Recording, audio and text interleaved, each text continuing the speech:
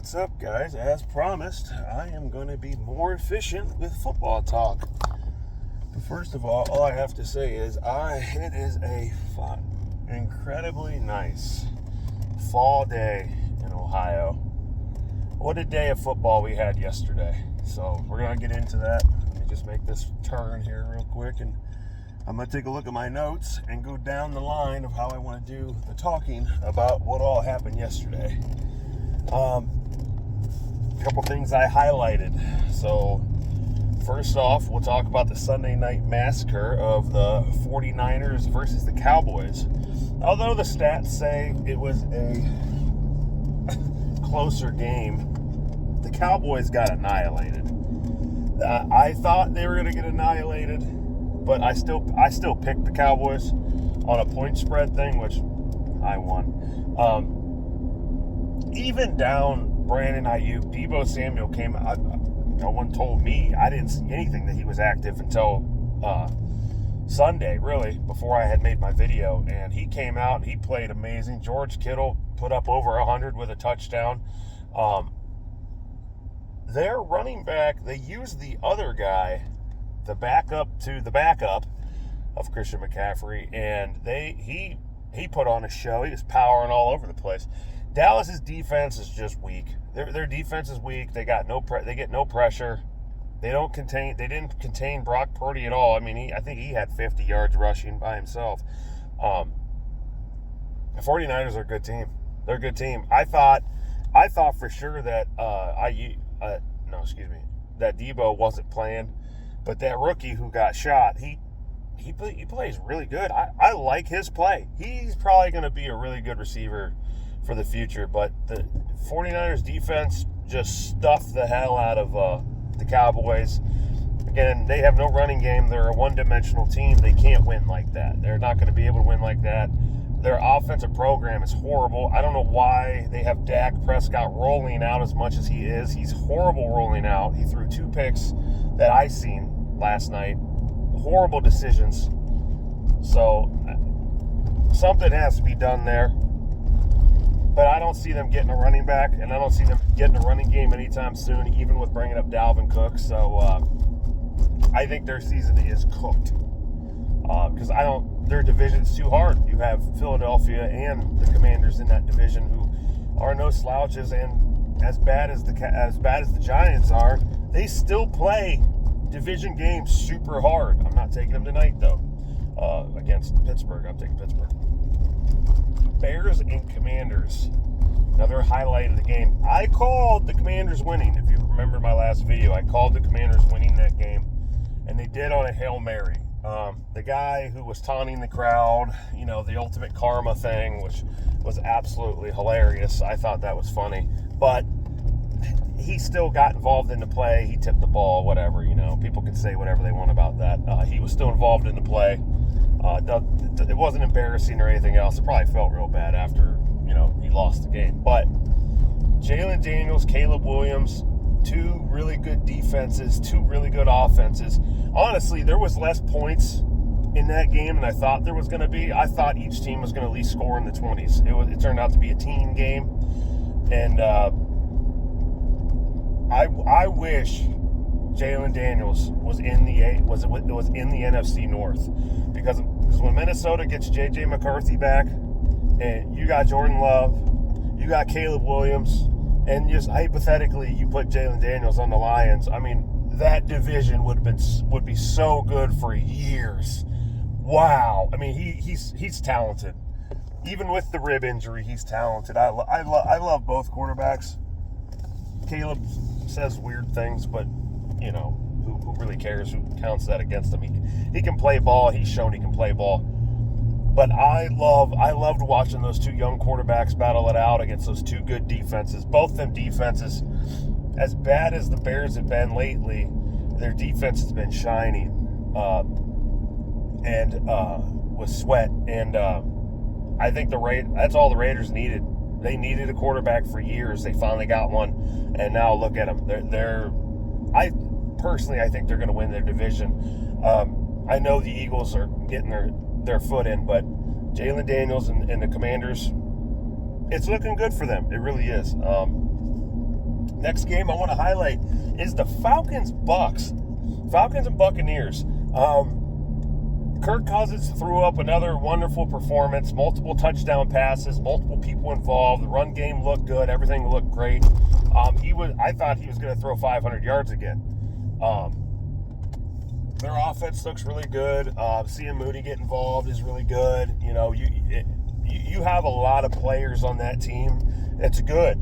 Are they going to win a lot? No. I think they're going to be a good playoff team, though. I think they're going to go really far in the playoffs. I think the playoffs are going to be where Atlanta finally falls. But they have a very prolific offense.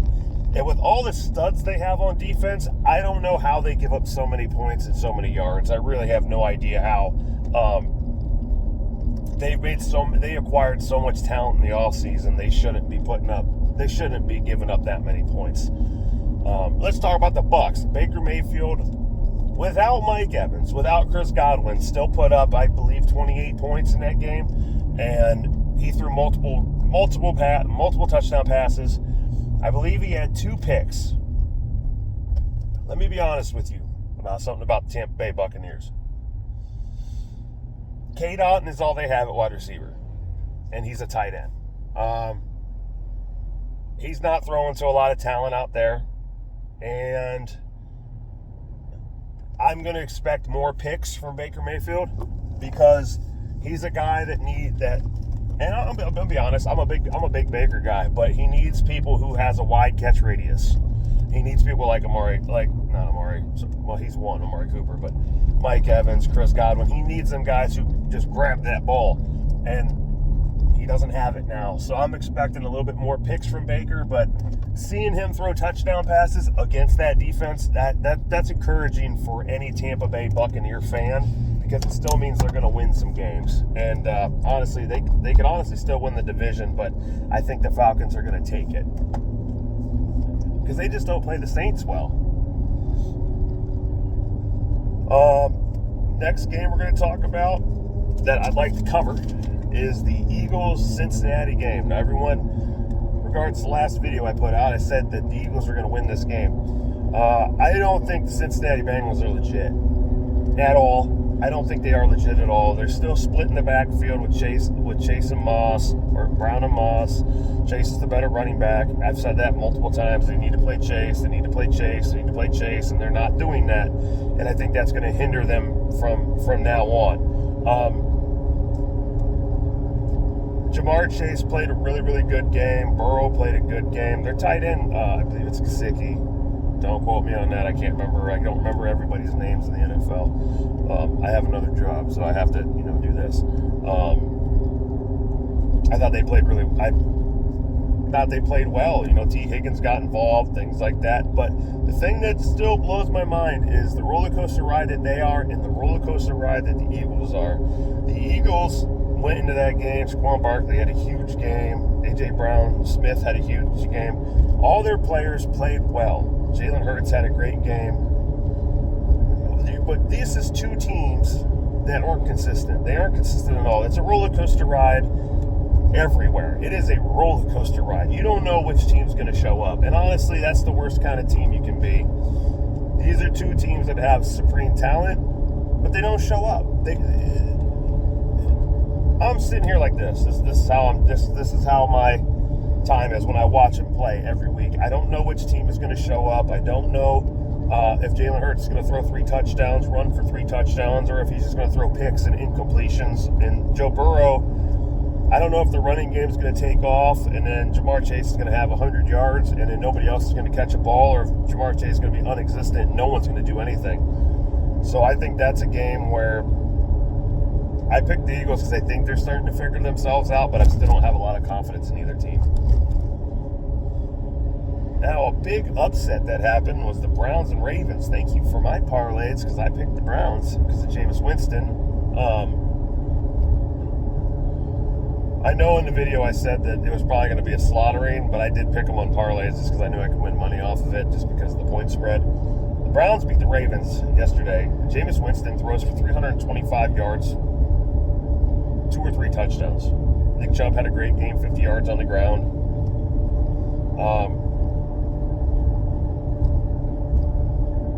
the Browns are going to win football games.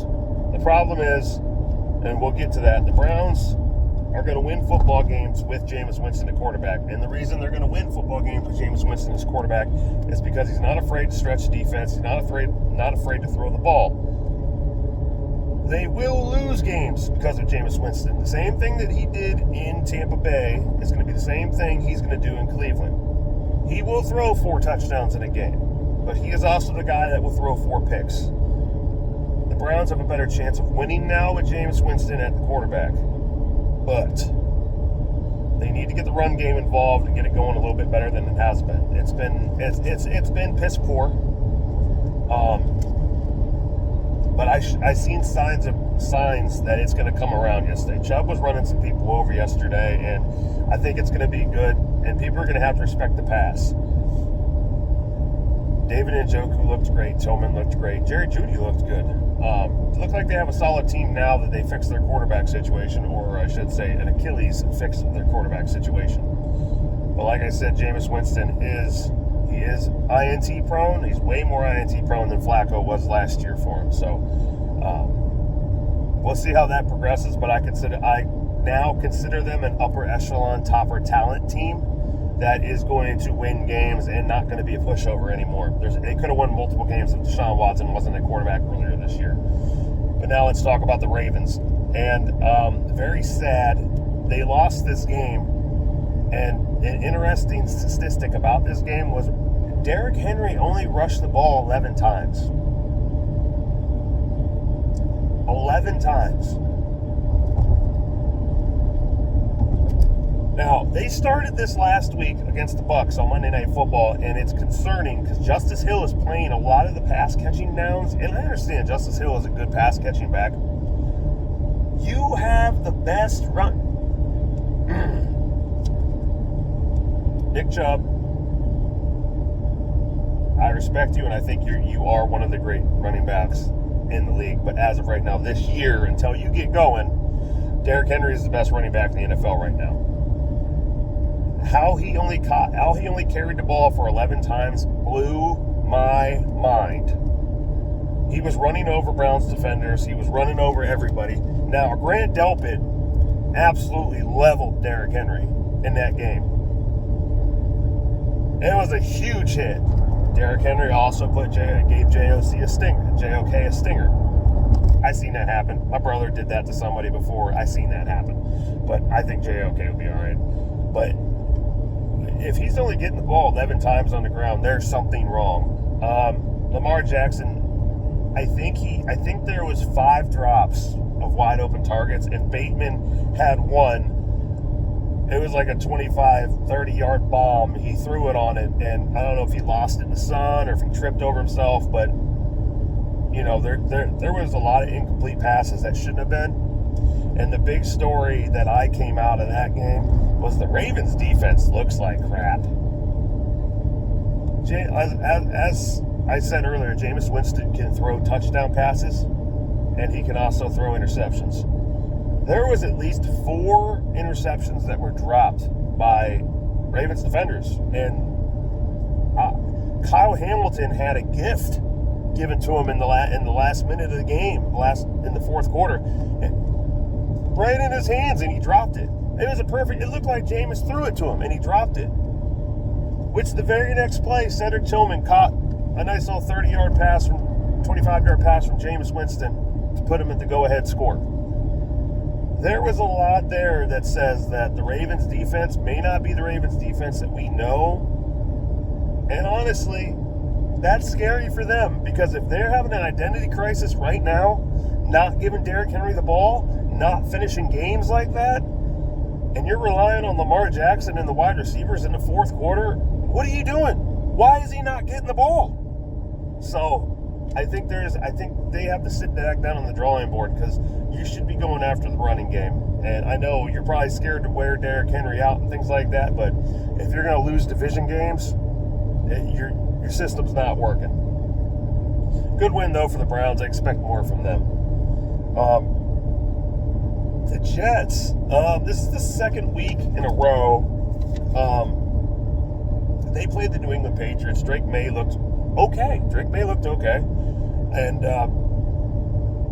the big thing that I took away from that is they just lost to the Patriots. Patriots aren't doing good this year. Stevenson had 25 fantasy points. He caught the ball well. He ran the ball well. He scored. Drake May looked good. Drake May looks like he's going to be a good quarterback. I wasn't a big fan of Drake May coming out of college. He's got a quarterback frame, but he went to North Carolina, and the only thing came out of North Carolina that I remember is Michael Jordan. So other than that, I'm not a big Drake May guy. It's not. Like I said, I told you guys my top three quarterbacks were J.J. McCarthy, followed by Jalen Daniels, followed by Caleb Williams. That's my personal opinion. And you can scrutinize me all you want. I think J.J. McCarthy was the best quarterback in that draft. Drake May played really, really well.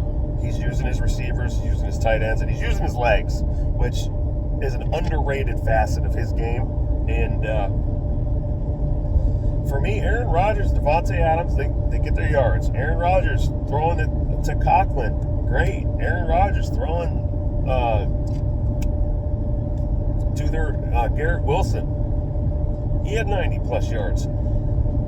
But there comes a time and place where if your offense is going to put up 20, your defense has to step up. And that's another team that's a roller coaster for me. I don't know how you have such a dominant secondary with Sauce Gardner and friends, and you can't stop nobody.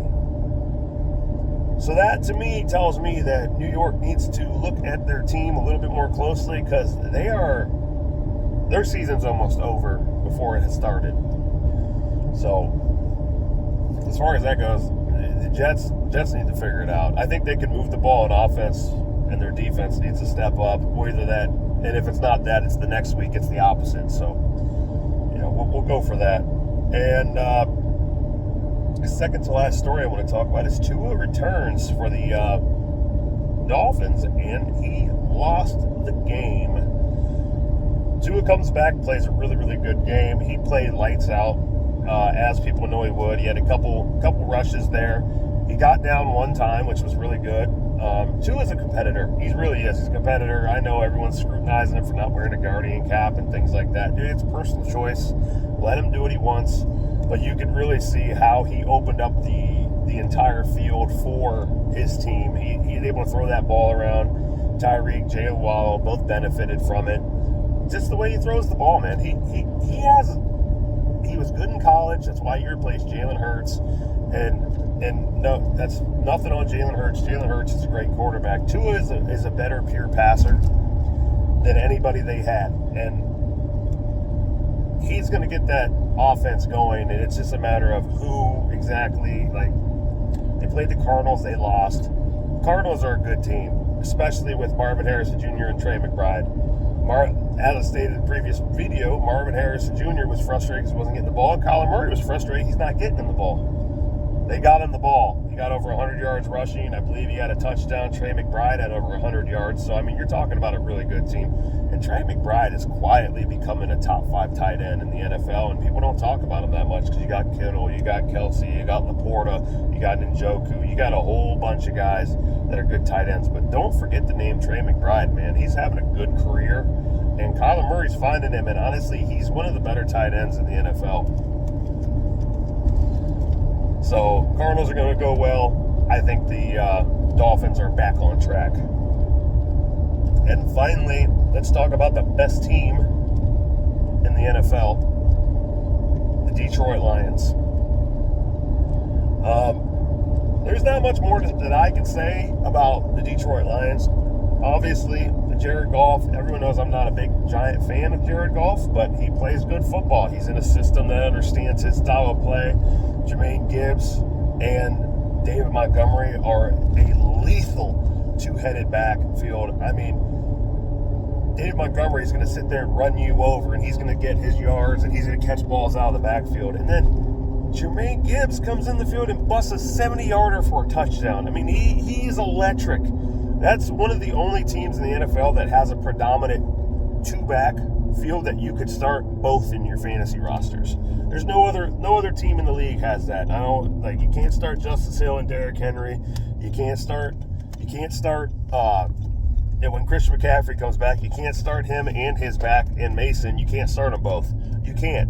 It's the only team that has that kind of firepower in the backfield. And even the Commanders with Austin Eckler and what's his name, that you can't start both them players. You can't do it. This team, you can. This team, they get the running back involved. You know, Amon St. Brown gets his. They have a complete offense. Laporta gets his. Their rookie wide receiver gets his. They have a complete offense. They have an understanding of what they are, and they have a defense that punches you in the mouth. I thought the Ravens were the best team in the NFL. They're having an identity crisis. But Detroit Lions with Dan Campbell and that staff that he has, that is the best team in the NFL right now. And honestly, they have unfinished business. And Dan Campbell is coaching like a man possessed right now. And it looks good for Detroit. The whole NFC North looks good. The whole NFC North looks amazing. But Detroit is the team that's going to come out of that division. Even with Minnesota losing the last two games, even with the Bears losing last Sunday, you know, the Packers pulled out their game against the Jaguars, which looked closer than what it was. The NFC North is a powerhouse division, and they look great. The Detroit Lions are the best team in football right now. I think they're the most complete. I think if you put them against the Kansas City Chiefs today, I think Detroit Lions beats them. And the reason I say that is, yes, Kansas City Chiefs have Worthy. Kansas City Chiefs just got DeAndre Hopkins, who had a good debut. He had like 38 yards on 3 catches, but he was highly involved in the offense. They have multiple tight ends. They rely on dinking and dunking it right now down the field. They're not throwing it very far deep. Patrick Mahomes' numbers show that. I think DeAndre Hopkins is going to help that with Worthy. I think they're going to be able to figure something out with that, with Rashee Rice missing the rest of the year. Kelsey's turning it on. Kansas City looks great. I don't think they're beating the Lions. As of the team we see the last 2 weeks, Kansas City's not beating the Lions. If they do, it's going to be a miracle because Dan Campbell has that team playing like a team possessed. They dropped 52 on Tennessee, which Mason Rudolph is not a great quarterback for Tennessee. They'd rather stick with Will Levis. They got rid of DeAndre Hopkins. Calvin Ridley had a really good game. But in a nutshell, Tennessee's not a good football team. They haven't been a good football team for a while. And, yeah, that's the story of them. But between Kansas City and between the Lions, I think those are your two powerhouses right now. I had the Ravens there for a couple weeks, but the last 2 games they've played with the minimal touches that Derrick Henry had and how they're trying to, like, throw the ball more, like, don't go get away from what you're good at. I don't see it.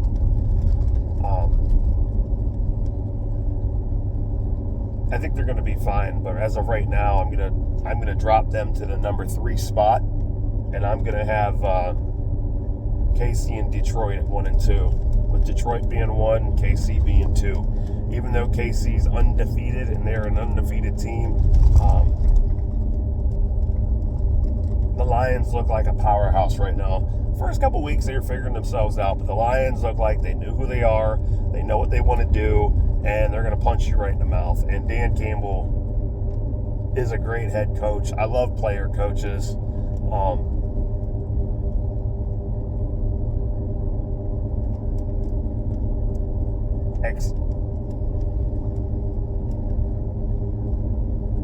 There's only one weakness I see is when David Montgomery got hurt against Minnesota and they had Gibbs trying to do the power running, he couldn't do it. If anything happens to Montgomery, I think the Lions are screwed.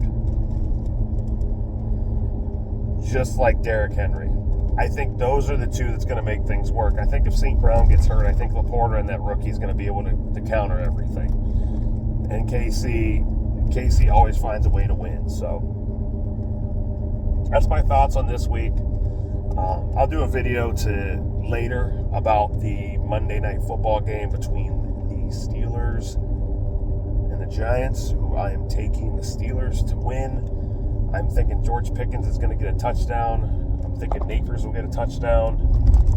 And I think TJ Watt is going to beat up Daniel Jones. So those are my thoughts for Sunday. We'll do a video about tomorrow night's football game. Tonight's football game tomorrow. And we'll go from there. All right. Enjoy tonight's football.